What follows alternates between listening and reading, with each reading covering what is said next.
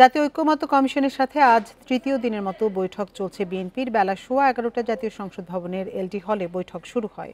বৈঠকে জাতীয় ঐক্যমত্য কমিশনের সাথে বিএনপির স্থায়ী কমিটির সদস্য সালাউদ্দিন আহমেদের নেতৃত্বে 3 সদস্যের প্রতিনিধি দল অংশ নেন। প্রাণ সসের মাখামাখি টেস্ট নুডলসকে করে তোলে আরো ইয়ামি আরো জোস। প্রাণ সসের বৈঠকের শুরুতে কমিশনের সহ সভাপতি ডক্টর আলী রিয়াজ জানান, 15টি দলের সাথে প্রাথমিক আলোচনা শেষ হয়েছে। পরে রাজনৈতিক দলগুলোর সাথে মে মাসের মাঝামাঝিতে শুরু হবে দ্বিতীয় দফার বৈঠক। বিএনপির স্থায়ী কমিটির সদস্য সালাউদ্দিন আহমেদ জানান, আজকের আলোচনায় তারা বিচার বিভাগ, নির্বাচন ব্যবস্থা, জনপ্রশাসন ও দুদক ইস্যুতে জোর দিচ্ছেন। তিনি আরও বলেন, বিচার বিভাগের দ্বারা সংবিধানের কোনো কার্যক্রম যাতে অসাংবিধানিক বা আইন বিরুদ্ধ না হয় সেদিকে লক্ষ্য রাখতে হবে।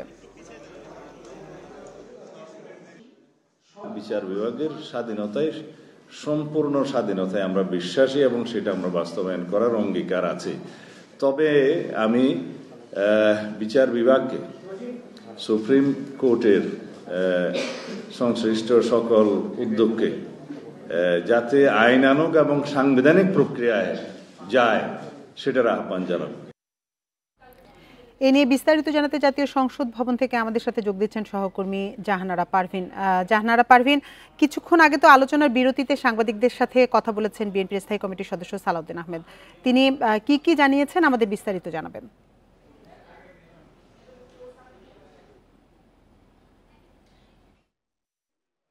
সময় ধরে বিরতি নিয়ে বৈঠক থেকে বিরতি নিয়ে বিএনপির স্থায়ী কমিটির সদস্য সালাউদ্দিন আহমেদ আমাদের সঙ্গে কথা বলেছেন। 11:10 বৈঠক শুরু হয়েছে।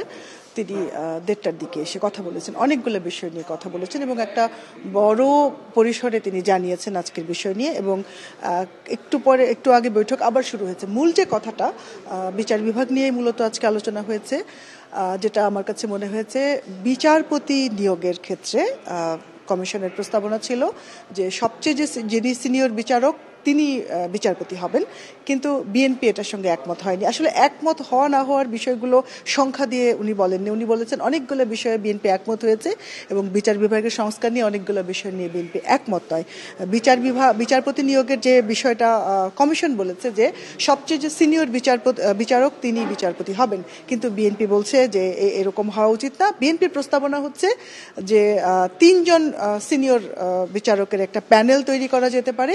সেই প্যানেল থেকে যিনি সবচেয়ে যোগ্য মনোনীত হবেন তিনি হবেন প্রধান বিচারপতি। এটা একটা বিষয় যে সবচেয়ে সিনিয়র তিনি যদি বিচারপতি হয়ে যান তাহলে তার কিছু ঘাটতি থাকতে পারে। আসলে এটা একটা বিএনপির প্রধান বিচারপতি নিয়োগে বিএনপির এরকম মতামত। আরেকটি বিষয় আজকে আবার এসছে যে একই ব্যক্তি সংসদ নেতা, প্রধানমন্ত্রী এবং পার্টির নেতা, এই 3 পদে একই ব্যক্তি থাকতে পারবেন না, এরকম কমিশনের প্রস্তাব। কিন্তু বিএনপি বলেছে যে বিদেশে কোনো দেশে এরকম আছে যে সংসদ যিনি নেতা তিনি পার্টির প্রধান। সালাউদ্দিন আহমেদ বলছেন যে সংসদ নেতা যে পদ, এই পদে কিন্তু খুব বেশি ক্ষমতা নেই। এটি একটি আলংকারিক বিষয়। প্রধানমন্ত্রী যিনি হবেন তিনি হতে পারেন সংসদ নেতা, হতে পারেন দলের প্রধান। এটা আসলে দলের এখতিয়ার, এটা সংবিধানে আইন করে এই জিনিসটি নিয়ন্ত্রণ করা যাবে না। আমার কাছে এই দুটো বিষয় গুরুত্বপূর্ণ মনে হয়েছে। আরেকটা ব্যাপার যে বিশ্ববিদ্যালয়ের যারা আইনের অধ্যাপক তাদেরকে বিচারপতি নিয়োগের ব্যাপারে একটি প্রসঙ্গ এসছে। আরো অনেক বিষয় এসছে। বিশ্ববিদ্যালয়ের অধ্যাপকদের বিচারক নিয়োগের ব্যাপারে একমত হয়েছে বিএনপি এবং ঐক্যমত কমিশন জানিয়েছে 28টি রাজনৈতিক দলের মধ্যে 15টি দলের সঙ্গে কিন্তু আলোচনা হয়েছে এবং এই আলোচনা এখনো পর্যন্ত চলছে। বিকেলে আবার আমাদের সালাউদ্দিন সাহেব ব্রিফ করবেন এবং উনি অনেকগুলো বিষয় নিয়ে কথা বলেছেন, যেমন জাতীয় সংসদের উচ্চ কক্ষ এবং নিম্নকক্ষের 400 অনেক বিষয় নিয়ে কথা বলেছেন। কিন্তু আমার কাছে প্রধান বিচারপতির যে বিষয়টি এটি মনে হয়েছে গুরুত্বপূর্ণ এবং এই ক্ষেত্রে বিএনপি তাদের মতামত জানিয়ে দিয়েছে। 3 জনের প্যানেল থাকবে, সেখান থেকে সিনিয়রিটির বিচারে 3 জনের মধ্যে একজন হবেন প্রধান বিচারপতি। বিএনপি বলছে যে বিচার বিভাগ স্বাধীনভাবে কাজ করুক, এমন মতামতই তারা দিয়েছে।